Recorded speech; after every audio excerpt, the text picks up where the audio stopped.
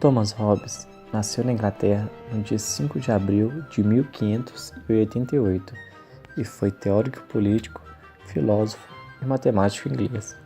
Era filho de um vigário e teve sua tutela confiada a um tio. Viveu na mesma época que outro teórico político, John Locke, que era defensor dos princípios do liberalismo, ao passo que Hobbes pregava um governo centralizador. Estudou em Malmesbury e Westport, entrando mais tarde para Oxford, cuja educação era de teor aristotélico e tomista. Era forte ainda o ensino da escolástica, método de ensino teológico-filosófico cristão, originário da Idade Média. Mas Hobbes não admirava a filosofia de Aristóteles.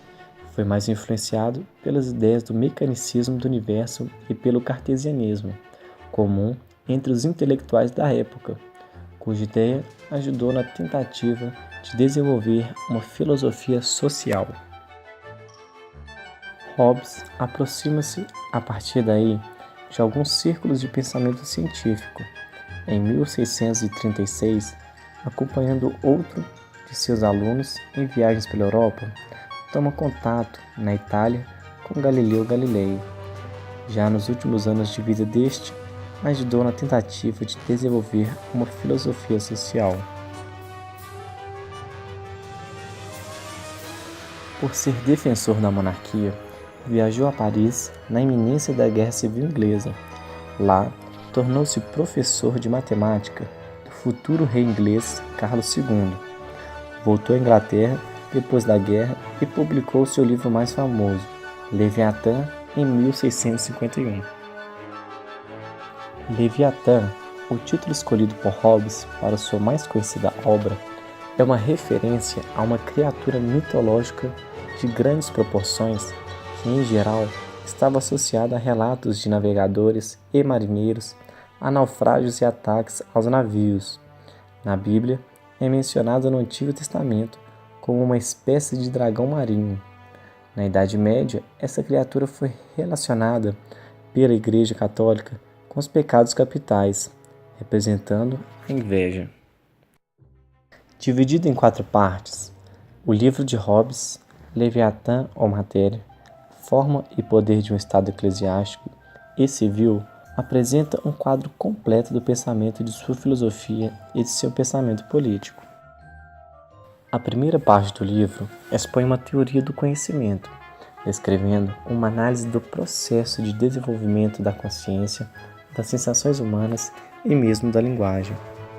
Na segunda parte, Hobbes realiza um comparativo crítico entre as paixões humanas e as leis naturais, já expondo a base de sua teoria política.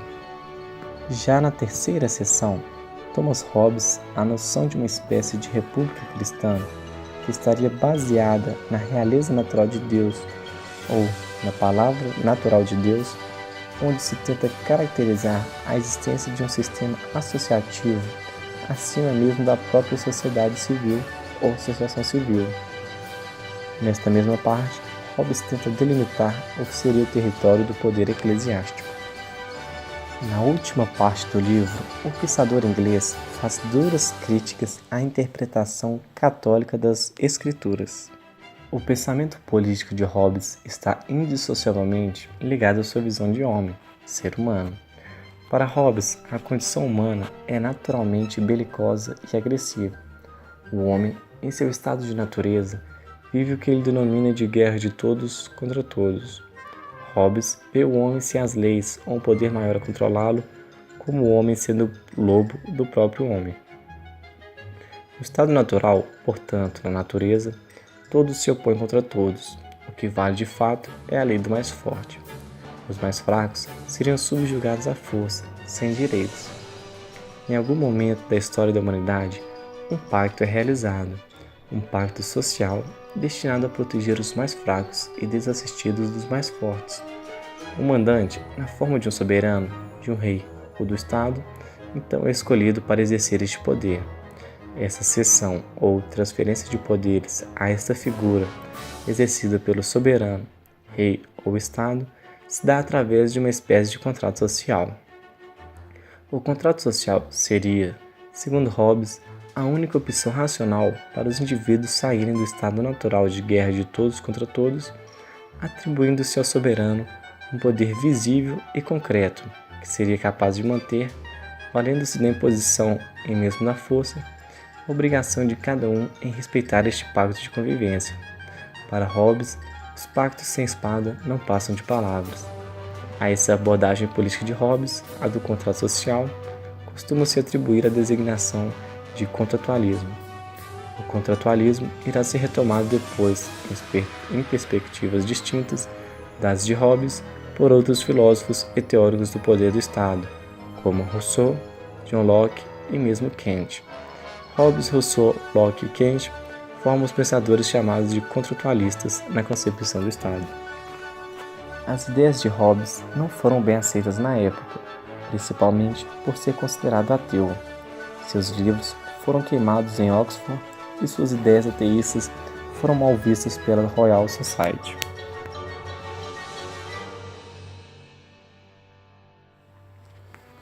Thomas Hobbes morreu no dia 4 de dezembro de 1679, com 91 anos, depois de ter escrito, já na velhice, a tradução da Ilíada e da Odisseia para a língua inglesa.